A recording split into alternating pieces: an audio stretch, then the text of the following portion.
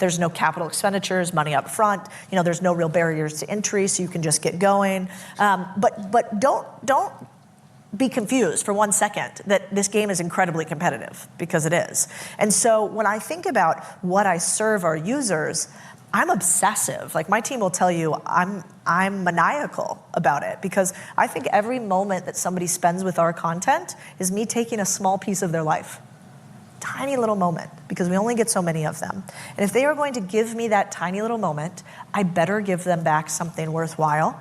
I better give them back something that maybe could create more moments in their life. And I never want to give them junk food, which is both fattening and calorie deficient simultaneously. I want to give them something that can actually fuel them. And so because we take that really seriously, I think people watch our content a lot, because maybe there's this trust that I am actually going to deliver on the most valuable thing that they have, which is their time.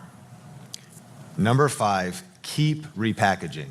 Oh, yeah, well, we kind of touched on this a little bit, which is, you know, you guys will have, I use Twitter a lot, because Twitter's like my thoughts. So I'm, you know, kind of randomly as I'm going, tweeting ideas, things that are happening, and I don't really consume anything on Twitter. I don't really consume news very often. I do it in specific segments, but I'll post a lot on Twitter about what I'm thinking at the current moment.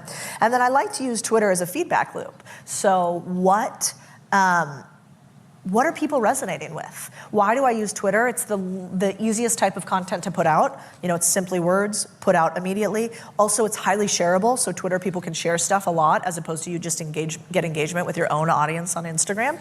And so I find that Twitter is an interesting place for ideas to spark. And every time I do that, we have a viral video. And every time I forget it, we don't. That's incredible. Now, you're in the top 1% of content creators for entrepreneur content creators. Very inspiring. It's obviously, that's such a niche within a niche. And so to hit 1 million subscribers in like business advice and boring businesses.